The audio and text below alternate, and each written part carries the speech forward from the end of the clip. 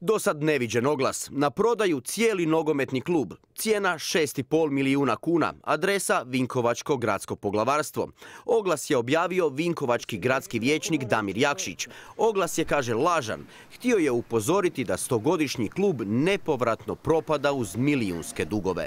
Cibalia je uništena, priča se o nekih 13, 15, 20, niko ne zna uopće koliki je dug.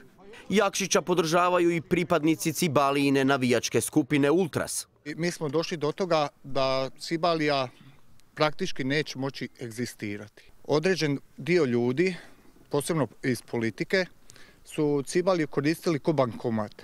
Gradonačelnik Vinkovaca Ivan Bosančić nije htio pred kamere. Poručio je da za razliku od vijećnika Jakšića, on ozbiljno pokušava spasiti klub u gradskom vlasništvu. Kaže da ovaj mjesec ide već 3. po redu natječaj za strateškog partnera koji bi pokrio gotovo 14 milijuna kuna dugova i svježim novcem vratio klubu život.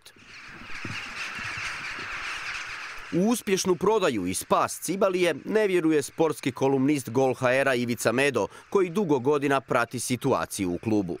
Pitanje kome to odgovara.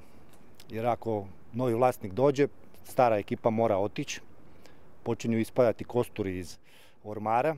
Pitanje je da li to nekom odgovara. A klub je vezan sa politikom u gradu.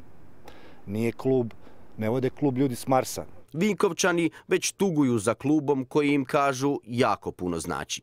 Ta tema bolje da se ne otvara među građanima, jer zna se šta se tu dešavalo. To je sramota za ovaj grad, tako jedan veliki klub, da ga puste tako, da ode u drugu, u treću ligu.